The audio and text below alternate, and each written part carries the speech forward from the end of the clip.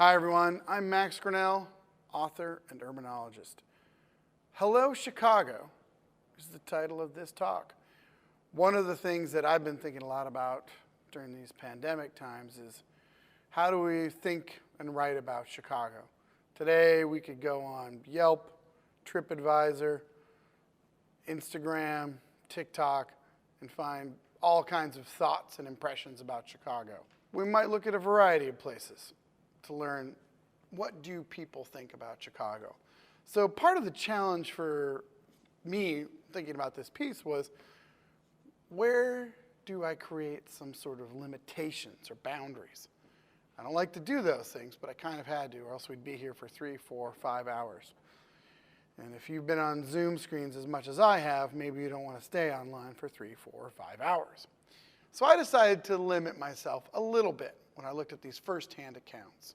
I thought, well, maybe we'll go with the first couple of centuries of Chicago's history, just to give people a taste of what was the natural world like in what we now call Chicago, what were some of the early industries like, and to give a little bit of humor, tragedy, and maybe some other emotions along the way. So I'm glad you're here, and we're going to hear from about a dozen different people and their thoughts about Chicago as they found it. I'm a big believer in first-hand perspectives and lived experience, so that's what we're going to celebrate today. But first, a bit of a note and a disclaimer. Some of the languages used in these passages we would not consider appropriate to be used today.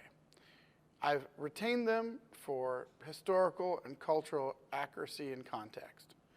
So thank you again for joining me. Let's go ahead and get started. The first piece actually comes from Father Jacques Marquette. Now you might know Marquette, the university. You might have walked by Marquette Building in the Loop, gone inside and take a look at some of its mosaics, and that might be your only exposure to Marquette. Well, I'm going to tell you a little bit about this rather unique individual who's generally considered one of the first Europeans to explore and spend time in what we would now call Chicago. And what you're looking at right now is a mosaic from the Marquette Building. And if you have time and if the building's still open, you should wander on over and take a look for yourself firsthand. Marquette was a missionary, born in France in 1637. And at the age of 17, he entered the Society of Jesus and became a priest in 1666. That very same year, he sailed for Canada.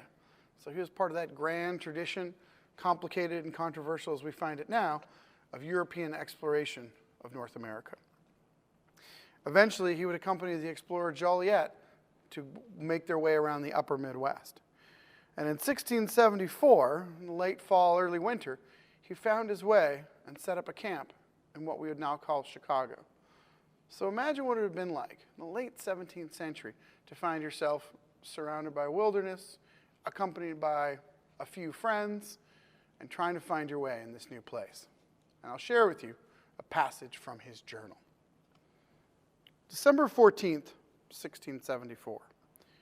Having encamped near the portage, 2 leagues up the river, we resolved to winter there, as it was impossible to go farther, since we were too much hindered, and my ailment did not permit me to give myself much fatigue.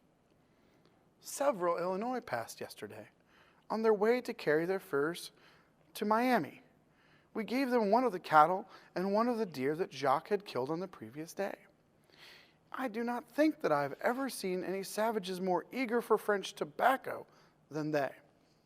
They came and threw beaver skins at our feet to get some pieces of it. But we returned these, giving them some pipefuls of the tobacco because we had not yet decided whether we would go farther. December 30th. Jacques arrived from the Illinois village, which is only 6 leagues from here. There they were suffering from hunger because the cold and snow prevented them from hunting. Some of them notified La Toupine and the surgeon that we were here. And as they could not leave their cabin, they had so frightened the savages, believing that we would suffer from hunger if we remained here, that Jacques had much difficulty in preventing 15 young men from coming to carry away all our belongings. And that's just one example of what Marquette found when he spent time in what we would now call Chicago. What do you remember the first time you visited Chicago? Maybe it was a trip to Navy Pier. Maybe it was a trip around the Elevated. Maybe it was just walking through the Loop. Now, if you had arrived in 1823, like William Keating, you wouldn't have found any of those things. You would have found a small settlement, prairies, and other natural surroundings that would be difficult, if not impossible, to find and experience in Chicago today. Keating was a rather interesting fellow. He was a geologist and historian, and the descendant of Irish immigrants who fled to France to escape religious persecution. After he graduated from the University of Pennsylvania in 1860, Keating was sent abroad and studied in the mining schools of France and Switzerland. A few years later, he was fortunate to be elected to the American Philosophical Society. And in 1823, he spent time wandering through what we would now know as Chicago. He published his findings a few years later in a book titled The Narrative of an Expedition to the Source of St. Peter's River. What I'm going to read for you now is a little bit about what he found during the time he spent in Chicago. We were much disappointed at the appearance of Chicago and its vicinity. We found in it nothing to justify the great eulogium lavished upon this place by a late traveler, who observes that it is the most fertile and beautiful that can be imagined. As a farming country, says he, it unites the fertile soil of the finest lowland prairies with an elevation which exempts it from the influence of stagnant waters and a summer climate of delightful serenity.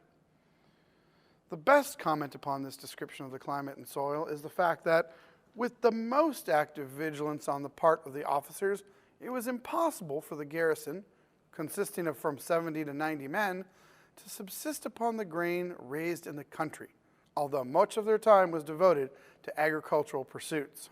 The difficulties which the agriculturalist meets with here are numerous.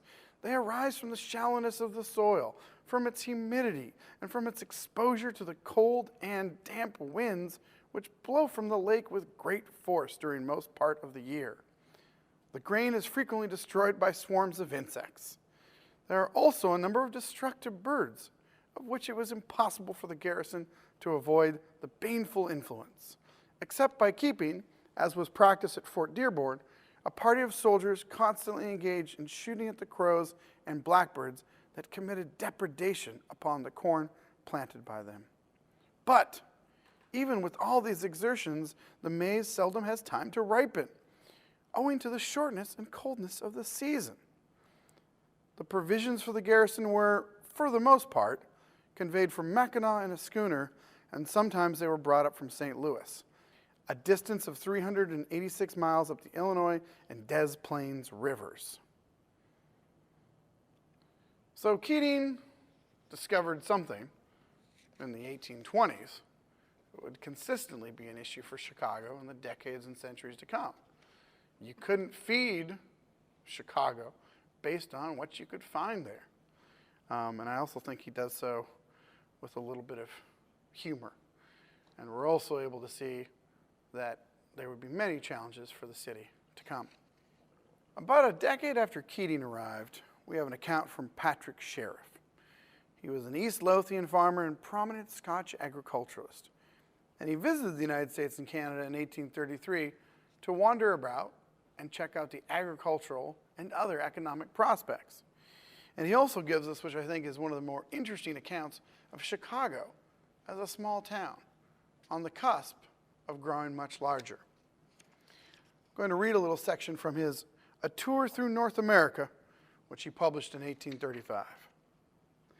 Chicago consists of about 150 wood houses, placed irregularly on both sides of the river, over which there is a bridge. This is already a place of considerable trade, supplying salt, tea, coffee, sugar, and clothing to a large tract of country to the south and west. And when connected with the navigable point of the river Illinois by a canal or railway, cannot fail of rising to importance. Almost every person I met regarded Chicago as the germ of an immense city, and speculators have already bought up, at high prices, all the building ground in the neighborhood. Chicago will, in all probability, attain considerable size, but its situation is not so favorable to growth as many other places in the Union.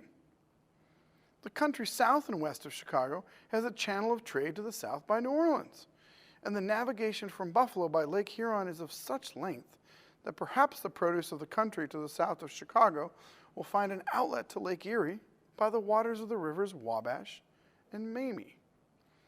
A canal has been in progress for 3 years, connecting the Wabash and Mamie, which flows into the west end of Lake Erie. And there can be little difficulty in connecting the Wabash with the Illinois, which, if effected, will materially check the rise of Chicago.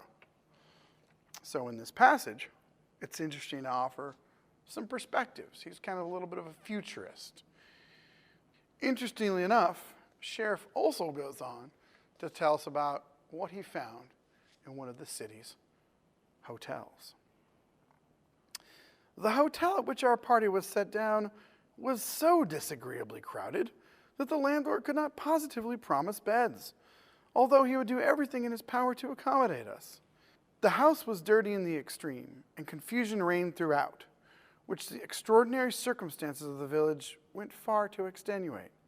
I contrived, however, to get on pretty well, having by this time learned to serve myself in many things, carrying water for washing, drying my shirt, which was wetted by the rain of the preceding evening, and brushing my shoes.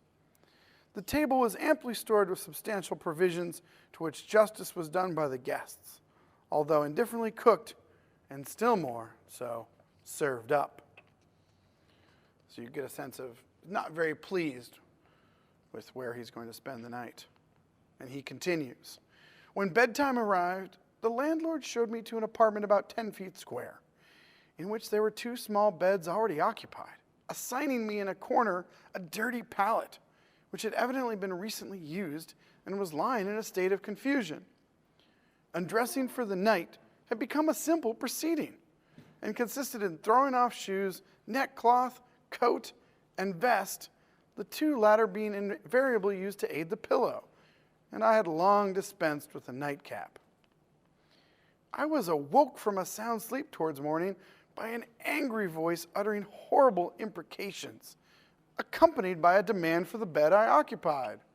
A lighted candle, which the individual held in his hand, showed him to be a French trader, accompanied by a friend, and as I looked on them for some time in silence, their audacity and brutality of speech increased. At length, I lifted my head from the pillow, leant on my elbow, and with a steady gaze and the calmest tone of voice said, "Who are you that address me in such language?" The countenance of the angry individual fell, and he subduedly asked me to share my bed. Wishing to put him to a farther trial, I again replied, "If you will ask the favor in a proper manner, I shall give you an answer." He was now either ashamed of himself or felt his pride hurt, and both left the room without uttering a word. Next morning, the individuals who slept in the apartment with me discovered that the intruders had acted most improperly towards them, and the most noisy of the 2 entered familiarly into conversation with me during breakfast without alluding to the occurrence of the preceding evening. So, obviously he's not happy. I don't know what the modern equivalent of this would be, but I don't know. Let's say you're staying at the Homewood Suites. Someone comes in your room. There's already other people you don't know in the room and says, "Move on over. Let me get the other side of this queen bed." You guys have a conversation. You might have what we call words. They leave. Next morning you go down to the breakfast buffet and you see him down there. So obviously kind of a traumatic moment as he spent some of his time in an early Chicago hotel. Who was Sarah Margaret Fuller? Born in Cambridge, Massachusetts in 1810, she was the eldest of 8 children of Timothy Fuller, a prominent Massachusetts politician. She received a classical education as a young woman, and after her father's passing, she became the head of the family. She was a writer, a teacher, and a traveler. And in the summer of 1843, she toured the Great Lakes and spent time in Chicago. The result of this trip, the book Summer on the Lakes. She also went on to become a well-known literary scholar and essayist. In 1844, she accepted a position from Horace Greeley as literary critic of the Tribune, writing articles which dealt primarily with philanthropy, literature, and art. When Fuller visited Chicago, the town had a population of about 7,000, and she was very interested in describing the natural world as she found it during her trip. In Chicago, I first saw the beautiful prairie flowers. They were in their glory the first 10 days we were there. The flame-like flower I was taught afterwards by an Indian girl to call Wicopee, and she told me, too, that its splendors had a useful side, for it was used by the Indians as a remedy for an illness to which they were subject. Besides these brilliant flowers, which gemmed and gilt the grass in a sunny afternoon's drive near the blue lake, between the low oakwood and the narrow beach, stimulated, whether sensuously by the optic nerve, unused to so much gold and crimson with such tender green, or symbolically, through some meaning dimly seen in the flowers, I enjoyed a sort of fairyland exultation never felt before, and the first drive amid the flowers gave me anticipation of the beauty of the prairies. At first, the prairie seemed to speak of the very desolation of dullness. After sweeping over the vast monotony of the lakes to come to this monotony of land, with all around a limitless horizon, to walk and run, but never climb. Oh, it was too dreary for any but a Hollander to bear. How the eye greeted the approach of a sail, or the smoke of a steamboat. It seemed that anything so animated must come from a better land, where mountains give religion to the scene. The only thing I liked at first to do was to trace with slow and unexpected step the narrow margin of the lake. Sometimes a heavy swell gave it expression. At others, only its varied coloring, which I found more admirable every day, and which gave it an air of mirage instead of the vastness of ocean. Then there was a grandeur in the feeling that I might continue that walk, if I had any 7-league mode of conveyance to save fatigue, for hundreds of miles without an obstacle and without a change. But after I had rode out and seen the flowers and seen the sunset with that calmness seen only in prairies, and the cattle winding slowly home to their homes in the island groves, peacefulest of sights, I began to love because I began to know the scene and shrank no longer from the encircling vastness. It's a wonderful tribute to a landscape that is largely gone. Most visitors from abroad to Chicago spent time in the nicest hotels. 150, 160 years later, from the middle of the 19th century, not much has changed. If you take a walk on Michigan Avenue or walk by places like the Peninsula or the Sofitel, you will frequently see visitors from far away. One of the visitors was the author Isabel Lucy Bishop. Bishop first came to the United States in the 1850s and spent time visiting cities on the East Coast, Canada, different parts of the Midwest, and beyond. She later wrote of her experiences in her book, The Englishwoman in America. The interesting thing, as I've already mentioned to you in this introduction, was that she was one of those visitors who didn't stay at a luxury property, but rather at a rather cheap hotel. And she also, in this passage, gives us what I believe to be the first restaurant review in Chicago. She did not suffer fools, and she certainly did not suffer the people who maintained this hotel and restaurant. I read to you now from some of her memories of Chicago as she found it in the 1850s. Meaning to stay all night at Chicago, we drove to the 2 best hotels, but finding them full, were induced to betake ourselves to an advertising house, the name of which it is unnecessary to give, though it will never be effaced from my memory. The charge to advertise was $1 a day, and for this every comfort and advantage were promised. The inn was a large brick building at the corner of a street, with nothing very prepossessing in its external appearance.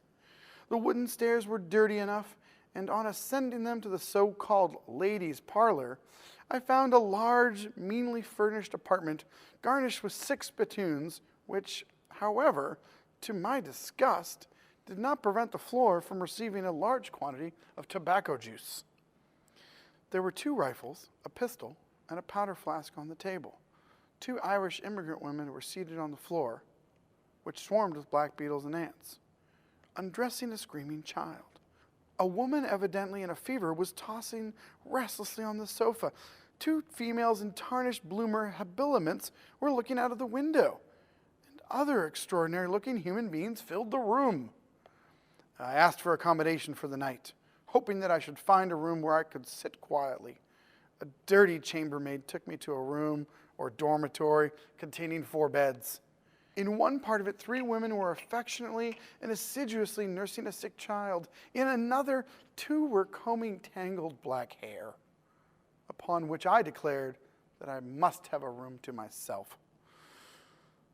The chambermaid then took me down a long, darkish passage and showed me a small room without a fireplace and only lighted by a pane of glass in the door. Consequently, it was nearly dark. There was a small bed with a dirty buffalo skin upon it. I took it up, and swarms of living creatures fell out of it, and the floor was literally alive with them. The sight of such a room made me feel quite ill, and it was with the greatest reluctance that I deposited my bonnet and shawl in it. She goes on to talk about the dining experience. We went down to dinner, and only the fact of not having tasted food for many hours could have made me touch it in such a room. We were in a long apartment with 1 table down the middle with plates laid for 100 people. Every seat was occupied, these seats being benches of somewhat uncouth workmanship. The floor had recently been washed and emitted a damp, fetid odor. At one side was a large fireplace where, in spite of the heat of the day, sundry manipulations were going on, coming under the general name of cookery. At the end of the room was a long leaden trough or sink, where 3 greasy scullery boys without shoes were perpetually engaged in washing plates, which they wiped upon their aprons. The plates, however, were not washed, only superficially rinsed. There were 4 brigand-looking waiters with prodigious beards and mustachios. There was no great variety at table. There were 8 boiled legs of mutton, nearly raw, 6 antiquated fowls whose legs were of the consistence of guitar strings, big pork with onion fixings, the meat swimming in grease, and for vegetables, yams, corn cobs, and squash. A cup of stewed tea, sweetened with molasses, stood by each plate, and no fermented liquor of any description was consumed by the company. There were no carving knives, so each person hacked the joints with his own, and some of those present carved them dexterously with bowie knives taken out of their belts. Neither were there salt spoons, so everyone dipped his greasy knife into the little pewter pot containing salt. Dinner began, and after satisfying my own hunger with the least objectionable dish, namely pork with onion fixings, I had leisure to look around me. So you probably have noticed there's a lot of public health violations in that description.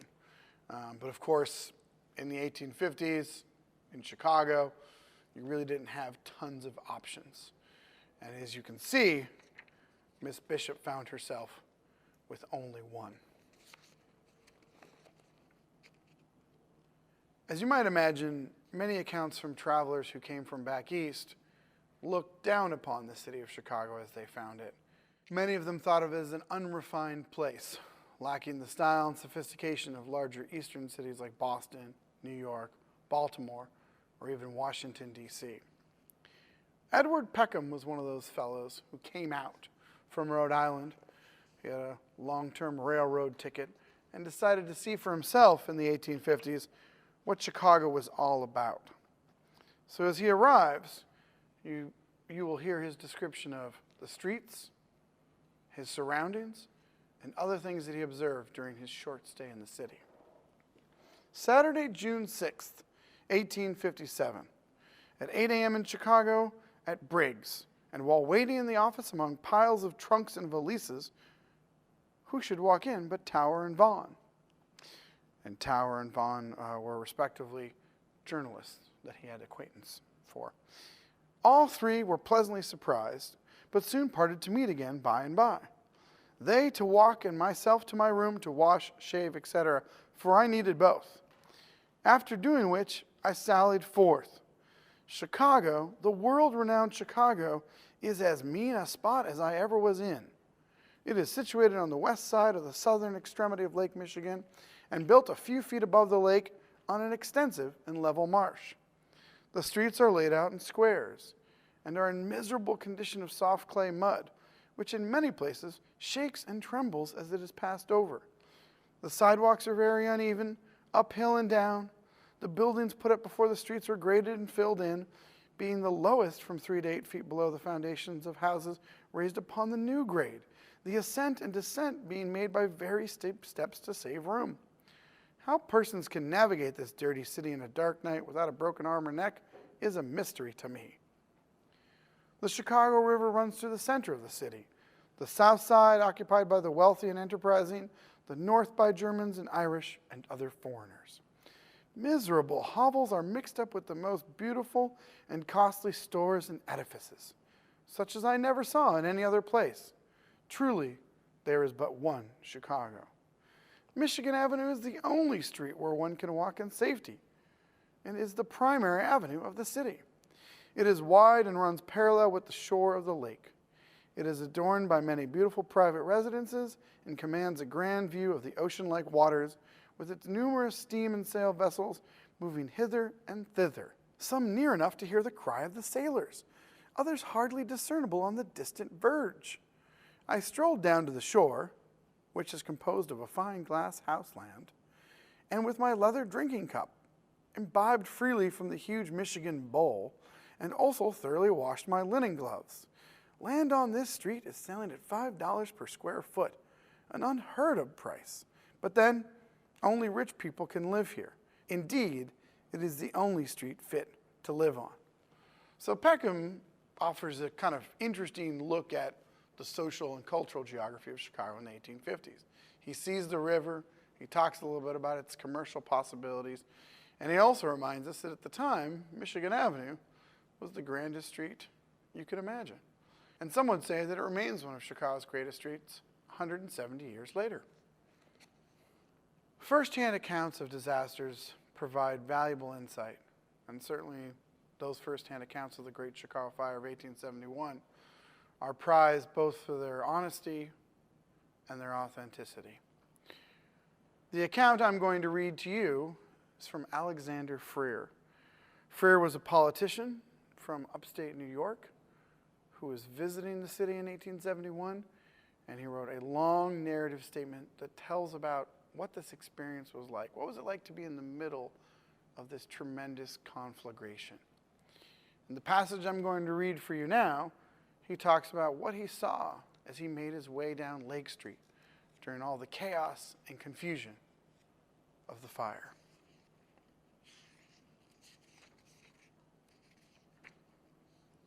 Lake Street was rich with treasure, and hordes of thieves forced their way into the stores and flung out the merchandise to their fellows in the street, who received it without disgrace and fought over it openly. I went through the street to Wabash Avenue, and here the thoroughfare was utterly choked with all manner of goods and people. Everybody that had been forced from the other end of the town by the advancing fire had brought some article with him, and, as further progress was delayed, if not completely stopped by the river, the bridges of which were also choked, most of them, in their panic, abandoned their burdens, so that street and sidewalks presented the most astonishing wreck. Valuable oil paintings, books, pet animals, musical instruments, toys, mirrors, and bedding were trampled underfoot. Added to this, the goods from the stores had been hauled out and had taken fire, and the crowd breaking into a liquor establishment were yelling with the fury of demons as they brandished champagne and brandy bottles. The brutality and horror of the scene made it sickening. A fellow standing on a piano declared that the fire was the friend of the poor man.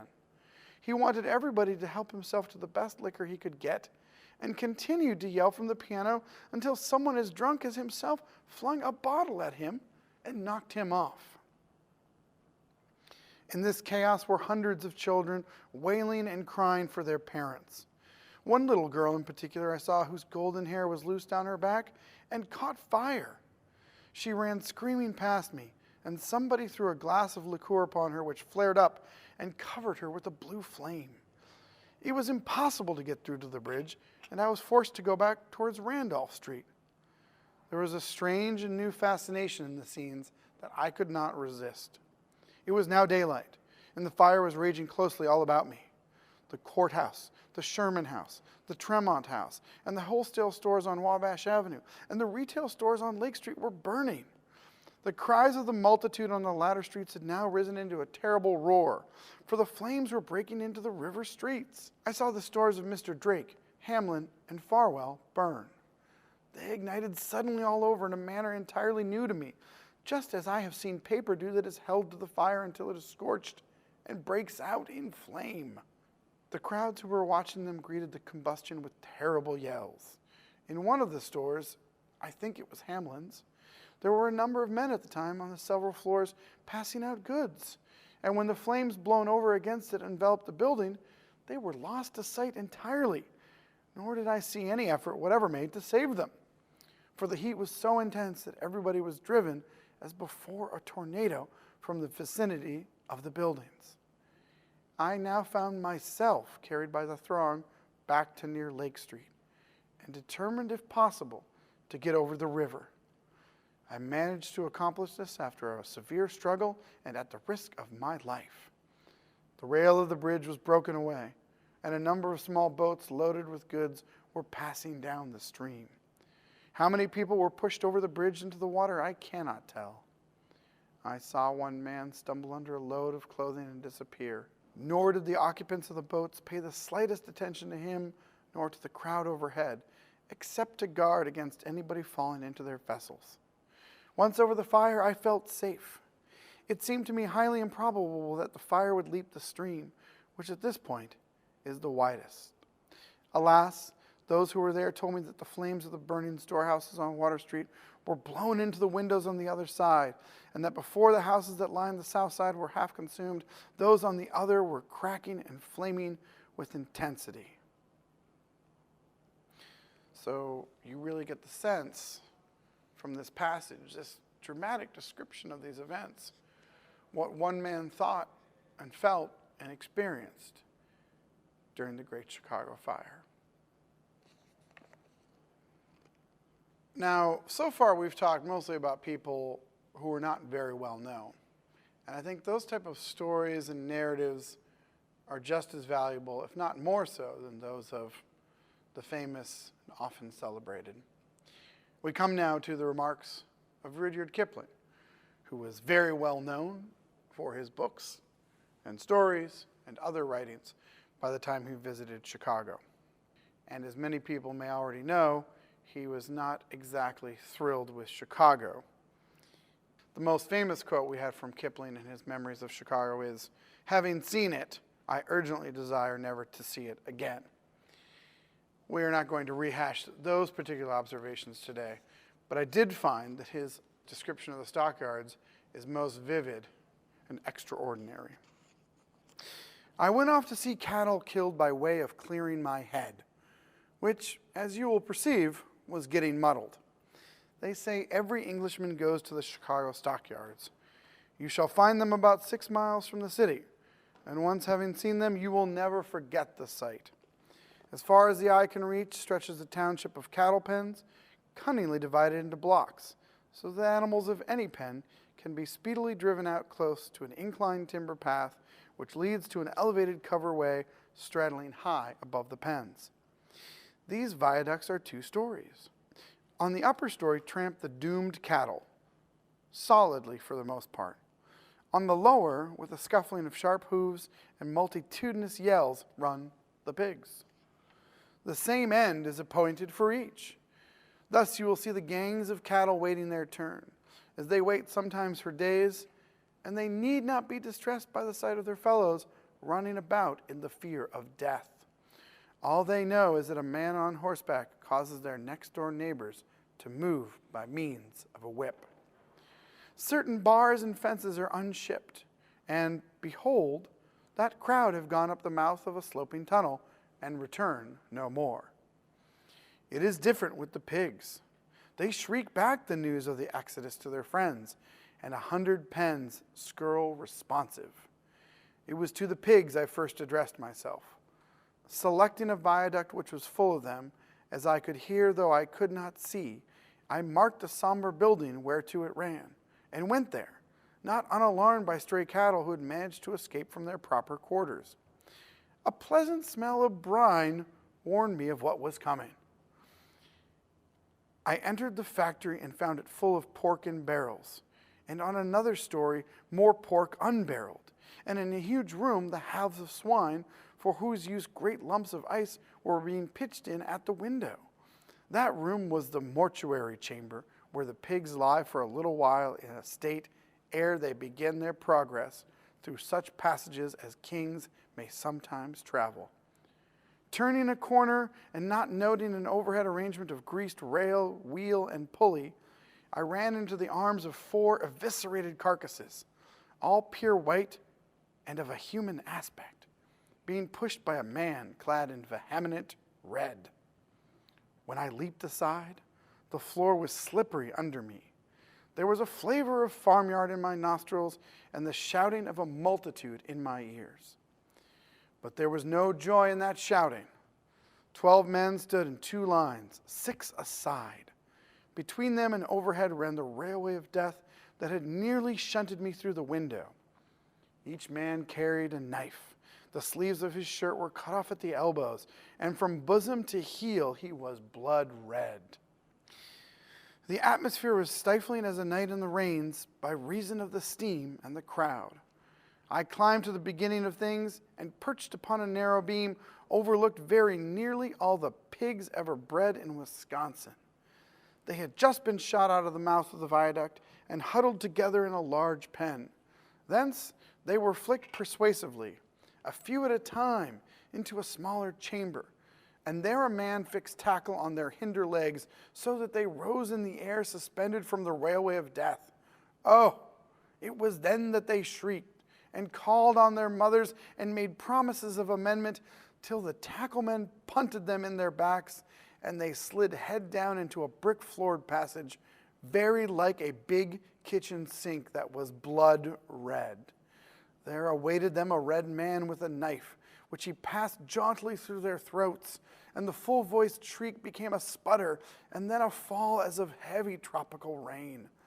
The red man, who was backed against the passage wall, stood clear of the wildly kicking hooves, and passed his hand over his eyes, not from any feeling of compassion, but because the spurted blood was in his eyes, and he had barely time to stick the next arrival. Then that first stuck swine dropped, still kicking, into a great vat of boiling water, and spoke no more words, but wallowed in obedience to some unseen machinery, and presently came forth at the lower end of the vat, and was heaved on the blades of a blunt paddle wheel thing, which said, "Huff, huff, huff," and scalped all the hair off him, except what little a couple of men with knives could remove. Then he was again hitched by the heels to that said railway, and passed down the line of the 12 men, each man with a knife, leaving with each man a certain amount of his individuality, which was taken away in a wheelbarrow. And when he reached the last man, he was very beautiful to behold, but immensely unstuffed and limped. Preponderance of individuality was ever a bar to foreign travel. That pig could have been in no case to visit you in India, had he not parted with some of his most cherished notions. And I don't know about you, but after hearing that passage, I'm reconsidering a return to vegetarianism. Many writers, poets, and playwrights found their way to Chicago in the 19th century. Some came from nearby states, Indiana, Wisconsin, Michigan, and some came from abroad, Britain, France, India, and beyond. One of those people was Giuseppe Giacosa. Giacosa had done a lot of things by the time he visited Chicago. He had written a play for Sarah Bernhardt.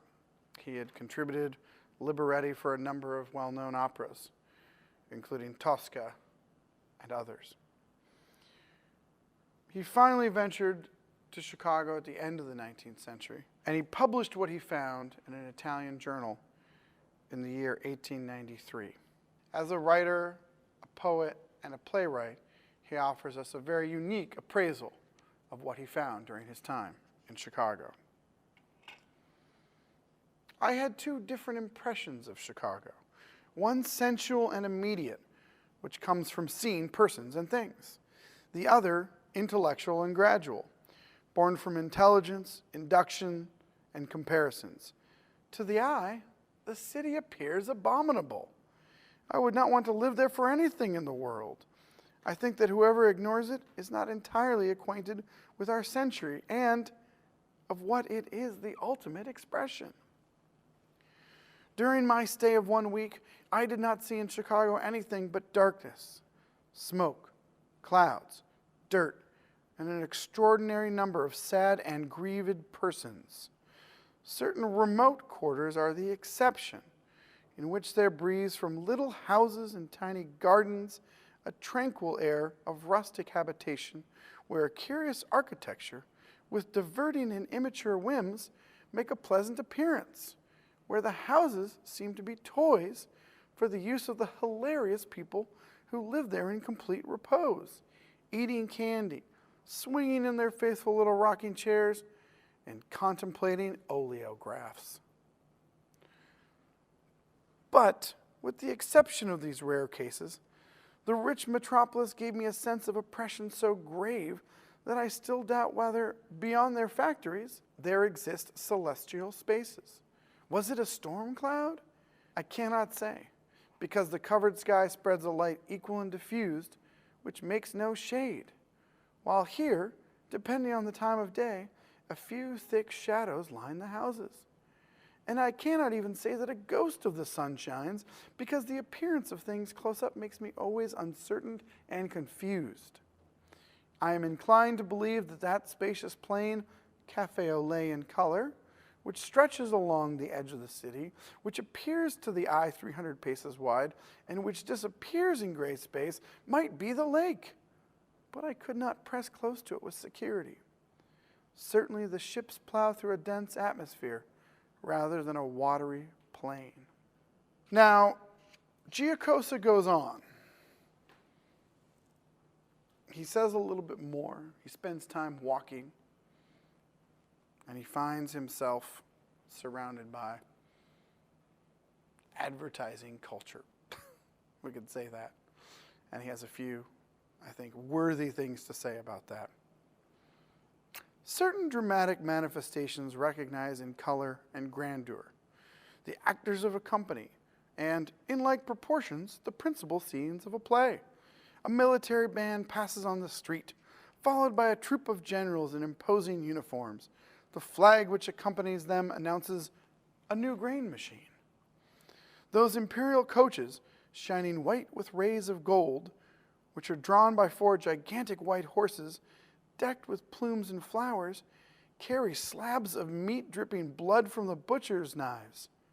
Armour and Company. I can still see, right in the middle of the sidewalk, placed somewhere on a half column, a crystal goblet which my arms could not reach around, filled to the brim with Anglo-Saxon teeth. The set of 20 lower jaws, all extracted by Dr. Smith, the sign said. 1 visit makes a customer. Then you heard of the beautiful idea of that Chicago upholsterer. Those promises to decorate with the most ornate furnishings the nuptial suite of the couple who would consent to be married in his shop window.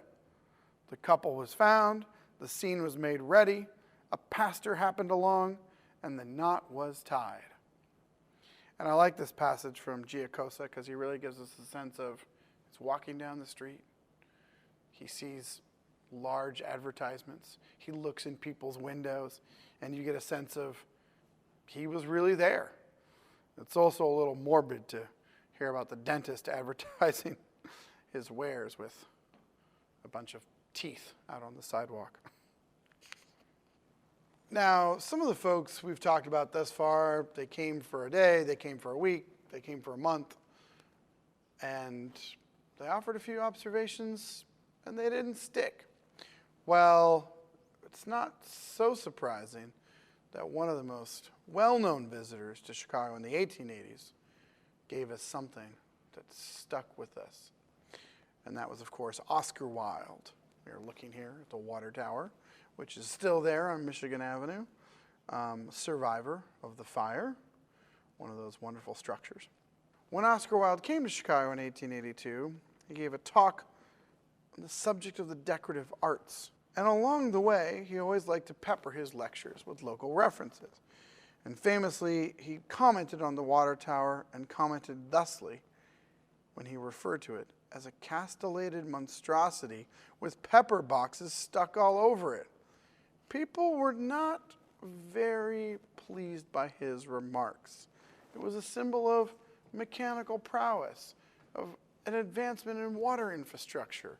Who could say such an unkind word about an edifice that helped give Chicagoans clean water? The following day, he was asked by a Chicago Tribune reporter to say a little bit more, and I will read that excerpt from that article. "Mr. Wilde," said the reporter, "are you aware that you wounded the pride of our best citizens by referring slightingly to our water tower?" Wilde responded, "I can't help that. It's really too absurd. If you build a water tower, why don't you build it for water and make a simple structure of it, instead of building it like a castle, where everyone expects to see medieval knights peering out of every part? It seems a shame to me that the citizens of Chicago have spent so much money on buildings with such an unsatisfactory result from an architectural point of view. Your city looks positively too dreary to me." And the aesthete closed his eyes as if to shut out the view of a flat across the street. So I will say this: Oscar Wilde apparently had a long-standing feud with our beloved Water Tower. You're looking here at one of the most busy corners in Chicago, the corner of Dearborn and Randolph Street. And as you see a cacophony of streetcars, people waiting to pass, trucks, and other means of conveyances, you get a sense of the dense bustle of the city in the late 19th century. One of the people who came to report on that bustle in the 1896 presidential campaign was George Warrington Stevens. He spent his time wandering Chicago, walking its streets, and he later published his observations on the city in a book he called The Land of the Dollar. And he wrote this about his visit in Chicago in October of 1896. "Chicago, Chicago, queen and gutter snipe of cities, cynosure and cesspool of the world. Not if I had 100 tongues, everyone shouting a different language in a different key, could I do justice to her splendid chaos." If you've forgotten about that chaos, go ahead and look again at this image.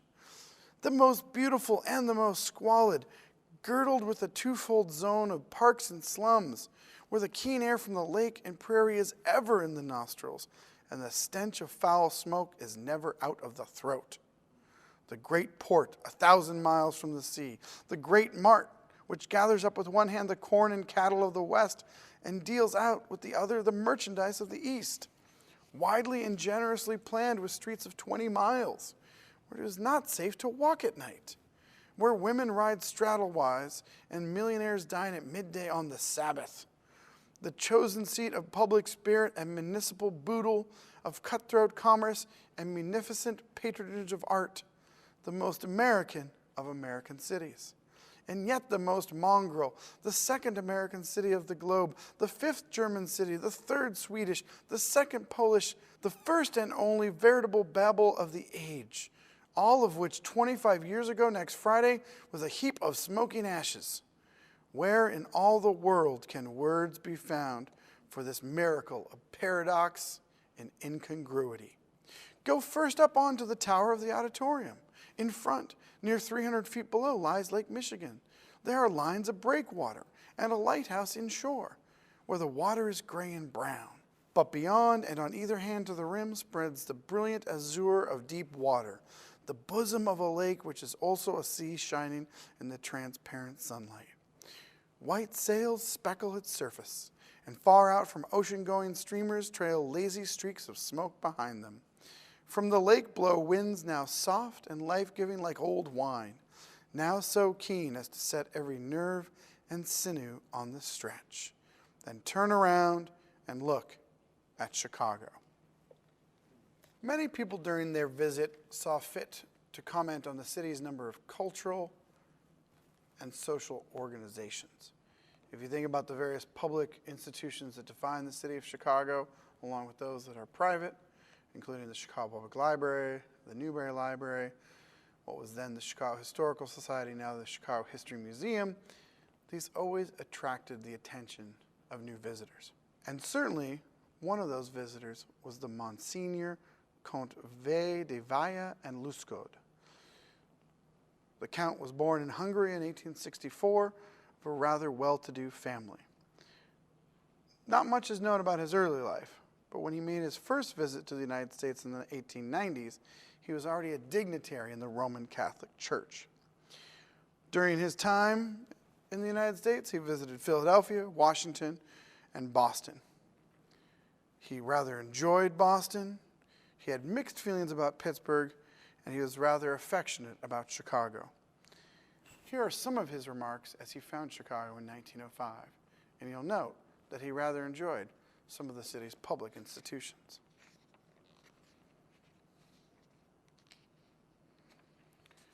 During my stay at Chicago, I visited most of the public institutions of which the city is justly proud, such as the City Hall and County Courthouse, which building occupies an entire square and has been erected at a cost of $5 million. The famous auditorium, comprising a large hotel and a theater to hold 5,000 people, the construction of which is estimated at $3 million. In America, one is expected to know or ask the cost of everything. And no sooner do we stop to admire a thing, no matter whether it be great or small, than someone volunteers to tell us its value in current coin. The Public Library and the Chicago Art Institute are undoubtedly among the most handsomest buildings of the city. The latter, erected by A. Coolidge, is a classic structure, admirably situated on a greensward on the borders of Lake Michigan. The interior is artistically decorated and well lighted, and contains many beautiful paintings of the modern schools.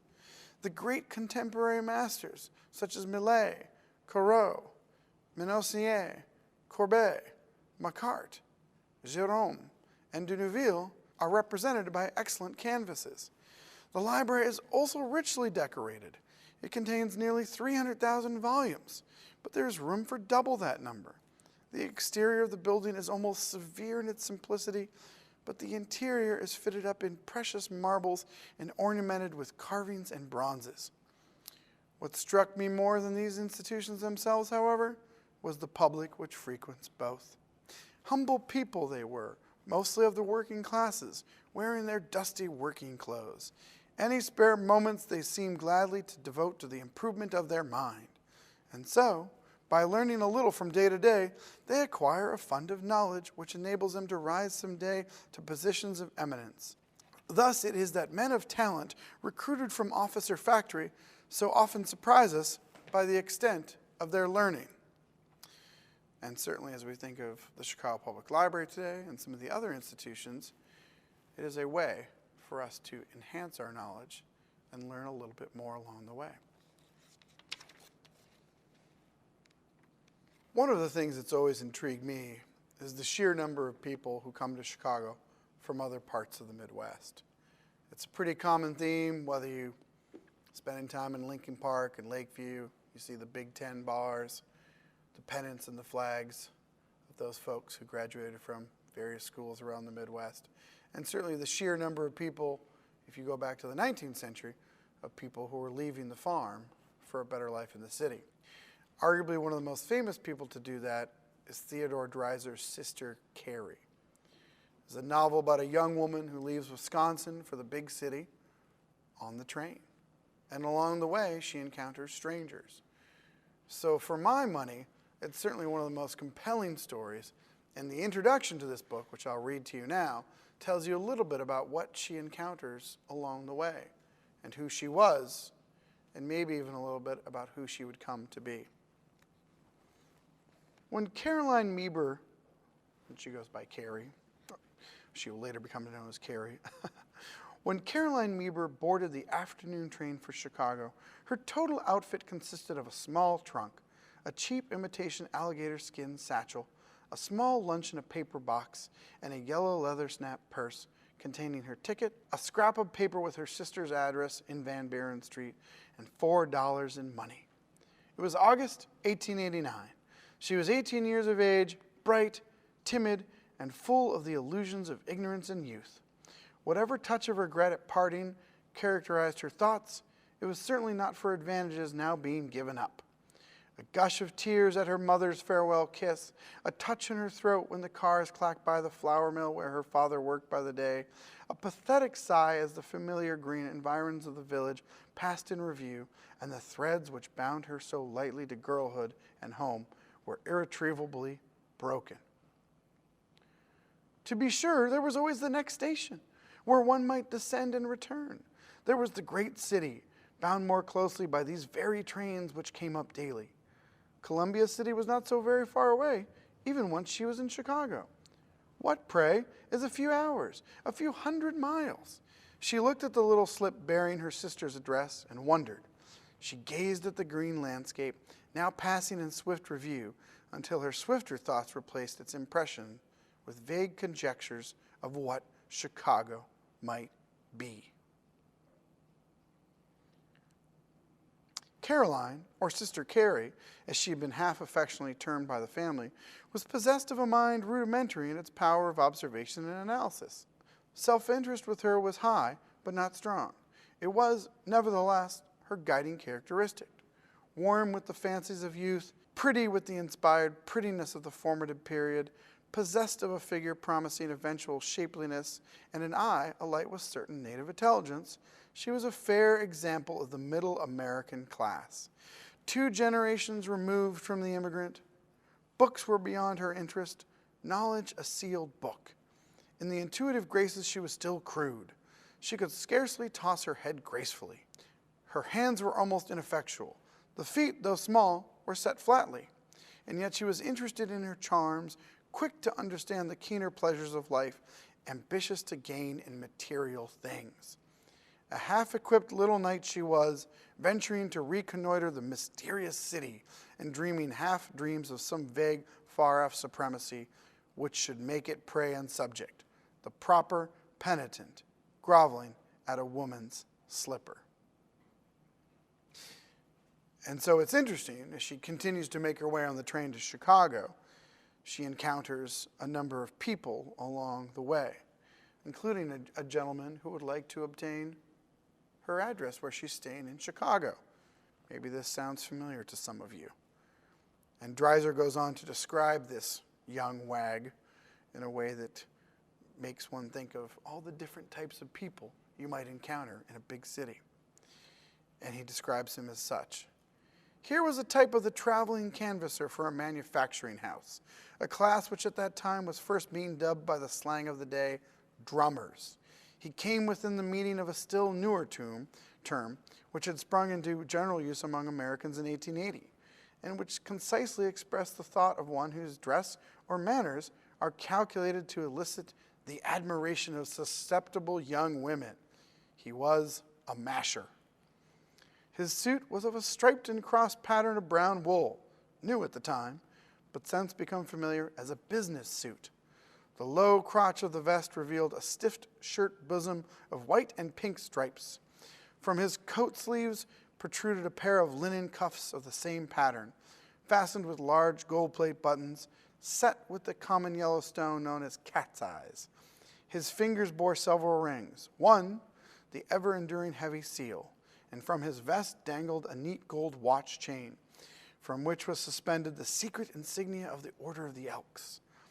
The whole suit was rather tight-fitting and was finished off with heavy-soled tan shoes, highly polished, and the gray fedora hat. He was, for the order of intellect represented, attractive and whatever he had to recommend him, you may be sure was not lost upon Carrie in this, her first glance. And I like this passage because if you think about how we experience and think about cities in our own time, we are always perhaps interested in the appearance and the countenance of others we might encounter, whether it's on the train, whether it's walking down the street. And this is something that was very new at the time and quite unusual, especially if you're coming from a small town to a big city. The next passage I'm going to share with you is by Walter George. He was an author, and he's probably best known as a special correspondent to many European papers. When he visited Chicago in 1920, he spent several weeks here, and he traveled on to visit other cities around the Midwest and the East Coast. He later compiled his observations in the book Hail Columbia, which was published in 1923. And I'm going to read you a few of his remarks about what he noted about Chicago's dramatic experience. In Chicago, work is dramatic. Its spirit is impressive. I cannot ignore a picture postcard I bought there. It bears merely these words: experience is a dead loss if you can't sell it for more than it cost you. A variation of an immortal truth, which may shock some gentle soul. Well, it doesn't shock me. I like the extremism of it, just as I like the massive place where this sentiment circulates. I like Chicago. I like the colossal lines of its point of view, its religion of utility, its gospel of fitness, just as I like its streets, its attempt on South Michigan Boulevard to force even the lakeside into straight lines. You will find this heavy power in a store like Marshall Field's, a commercial city within a commercial city, a place so vast that one would welcome as a guide through its labyrinth a thread woven by Arachne. This mythic thread of the mythological spider? Does Marshall Field stock it? Probably. You have the same feeling in Washington Park, in the vast space which suggests that America always has plenty of land, even enough for its pleasure grounds. To an outsider, Chicago seems too big for mankind, but mankind in Chicago does not appear worried by that fact. It likes the enormous whiteness of the monument to time in Washington Park. It finds its great university worthy of itself. It is typical of Chicago's faith in its own future that, in one part of that university, it called a certain space a quadrangle when only two sides of it were built. The Middle West can afford to trust a future of which the present is merely the vestibule. I like to think of the time to come when the ledges between the lakes have been dredged out, and when the fleets of the world will come sailing up the St. Lawrence, through the lakes, and more opposite the Congress Hotel. There they will unload the spices of India and the caviar of the Black Sea. Mass and space. That, to me, defines the Middle West. Consider the Continental and Commercial Security Company's building. It is a bank in Chicago and conducts its activities in a hall that looks like a railway station. The building exhibits all the splendid dryness of line of American architecture. Its pillars rise up contemptuous to an obscure heaven. Indeed, the Continental and Commercial Security Company is housed in a work of art made more estimable by being also a work of perfect utility. The next passage I'm going to read is by Waldo Frank, who is an American author, born in Long Branch, New Jersey, and later was a contributor to both the New York Evening Post and the New York Times. And he was American correspondent for several French literary journals. And he compiled these observations in 1919 and 1920, and later published them in the book Our America.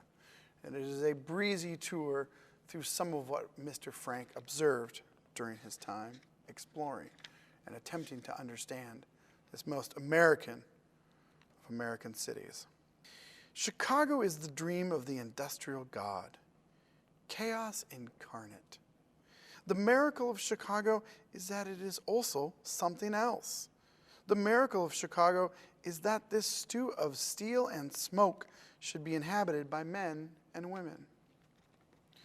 Looking upon Chicago, you might see no miracle. Here is a sticky smudge on the face of the prairie. Alive it must be with maggots and with midges. Makers of soot, eaters of soot, dwellers in iron, not men and women, so the observer might have it. The poet has only his dream. Go into the Chicago streets. The elevated trains make greater noise.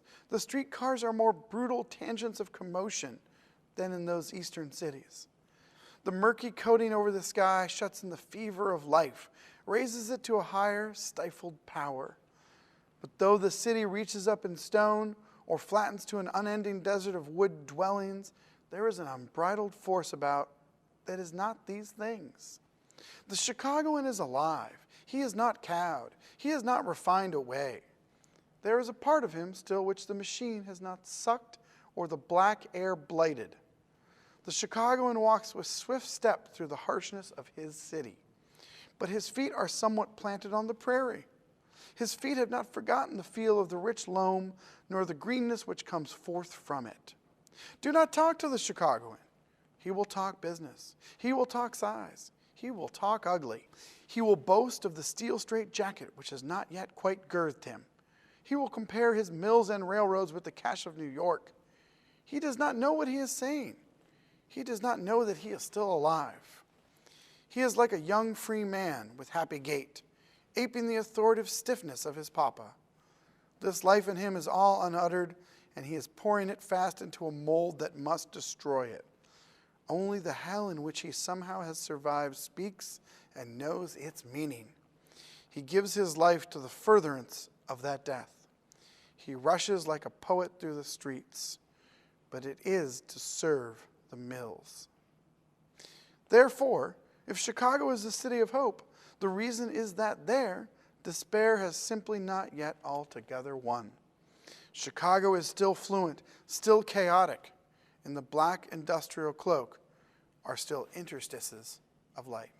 The last passage I'm going to share with you as part of this talk is from Mary Borden. Mary Borden was born in Chicago in 1886, went to Vassar. She spent time in France during World War I, where she directed the mobile hospital. For her service, she was decorated with the Legion of Honor and made a member of the French Red Cross. After she returned to the United States, she began her career as a writer. By that point, she had spent several decades away from Chicago, and she was asked to return in 1930 to offer a few of her own firsthand observations. What was the city she had once known so well? How had it changed?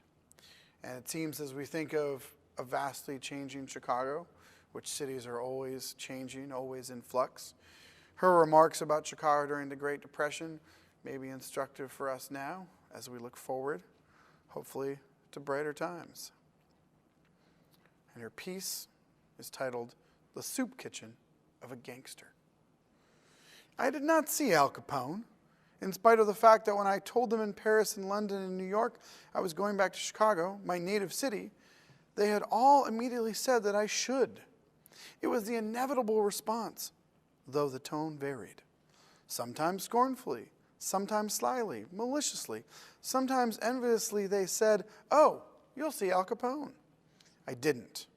I saw only his soup kitchen. But it was through no fault of my own, for I am a sufficiently typical daughter of my great, roaring, bumptious town to feel that it needs from me no apology.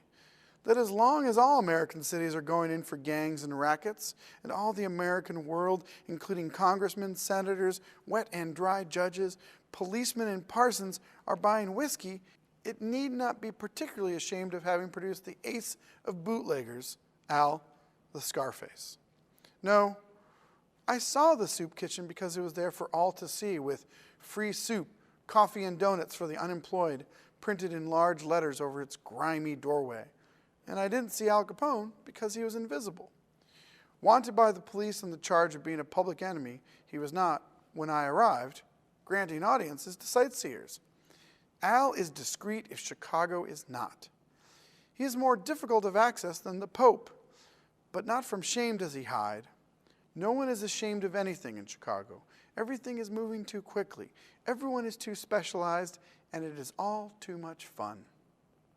Each one, whether crook or politician or expert gunman, architect or banker or broker, is too good of his kind to be conscious of anything less positive and less exhilarating than his own power.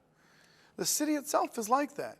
Too big, too busy, too powerful, and in too much of a hurry to have any negative emotions. There's a lot of room in Chicago. There's the whole prairie to spread over in 3 directions, but there's no room for doubt or hesitancy. Everything about the big, blustering place is positive and superlative. I should as soon think of apologizing for Henry VIII or Lorenzo de' Medici. Chicago the notorious, the talk of the world, laughs at its critics. To quote from Carl Sandburg, laughing the stormy, husky, brawling laughter of youth, half naked, sweating, proud pork butcher, tool maker, stacker of wheat, player with railroads and freight handler to the nation. Go there, as I did. Get out of your train and drive up Michigan Avenue. I defy you to not respond to the excitement in the air, not to feel the drumming pulse of the great dynamo beating in your own veins, not to throw your hat to the sky and shout.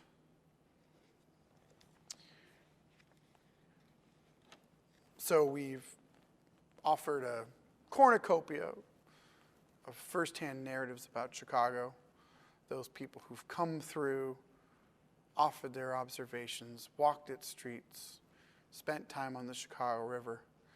And I hope that perhaps maybe you'll sit down and commit a few of your own impressions and memories of Chicago during this time.